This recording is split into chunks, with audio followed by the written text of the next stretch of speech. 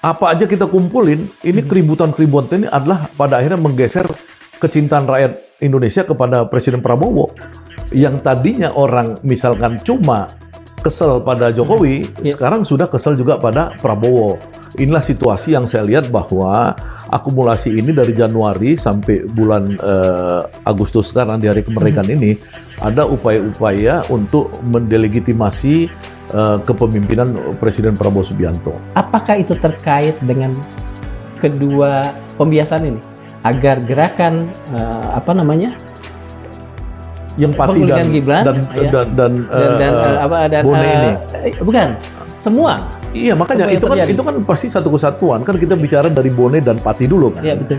Ini kan nggak mungkin ada persoalan kalau persoalan itu tidak struktural. Betul. Ini bukan tiba-tiba seorang bupati ingin menaikkan pajak ya 250% di Pati, di Bone 65%, kemudian tadinya 300 katanya. 300 ya, di Cirebon 1000 di ini ya kan. Itu kan rangkaian yang memang tercipta karena apa? Karena seorang menteri keuangan ya yang dia itu mengurangi transfer kepada daerah. Iya kan, padahal itu daerah itu kan tidak diajak berunding. Ya, saya barusan teleponan dengan ketua Asosiasi Pemerintahan Kabupaten se-Indonesia Pak Bursa Sarnubi yang hari ini mau rapat dengan Komisi 2 DPR RI ya di Apkasi. Dia bilang tidak ada perundingan terhadap mereka.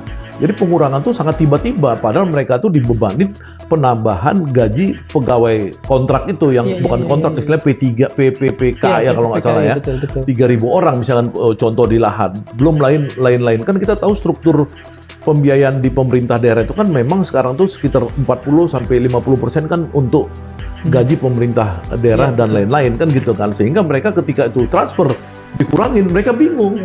Nah, ini kebingungan inilah yang membuat mereka ini, karena secara struktural mereka udah biasa dengan transfer tadi, untuk menggali PAD baru susah karena Omnibus Law yang dibuat oleh Jokowi sudah mengunci bahwa daerah itu tidak punya banyak otoritas lagi, termasuk tambang-tambang galian C kan udah izinnya diambil pusat kan gitu. Betul. Nah, kalau dulu mereka bisa meng-create uang lokal. Nah, akhirnya pajak bumi bangunan yang paling gampang kan itu. Tapi rakyat kemudian marah. Jadi kita lihat ini struktural.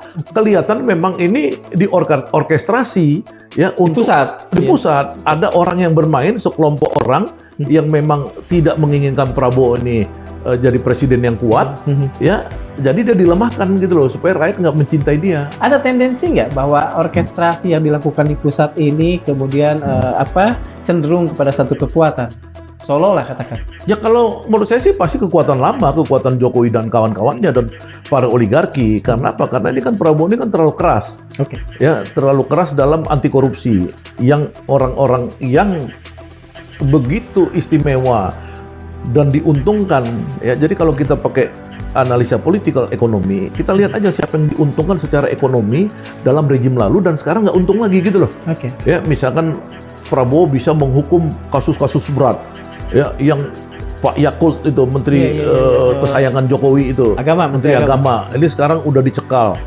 Ya, kemudian Pak Fuad Maktur yang jelas anaknya itu menteri pemuda sudah terungkap, misalkan dulu ada kasus 25 miliar dan itu dilindungi Jokowi kan. Ini kan semua klik-klik Jokowi semua nih.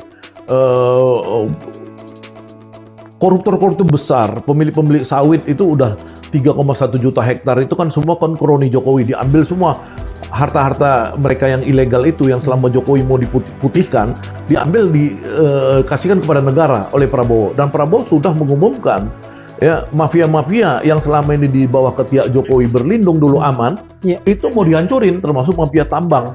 Ya, ini sudah kalau tambang itu kan bisa ya mungkin 1.000 triliunan itu ya. Aset itu, iya itu bisa yang ilegal itu ya.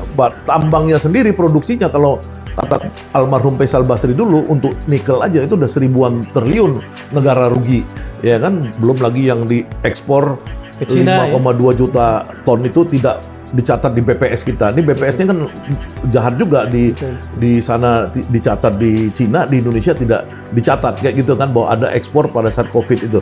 Jadi ini semua mau dihancurkan oleh Prabowo. Nah, Prabowo ini terlalu jahat buat mereka, buat orang jahat, Prabowo terlalu jahat. buat kita orang baik, kita senang Prabowo melakukan itu kan gitu. Nah inilah maka saya melihat ada kelompok Jokowi oligarki ini pengen Prabowo supaya tidak dicintai rakyat, agar apa? Agar Gibran bisa masuk menjadi alternatif ke depan gitu.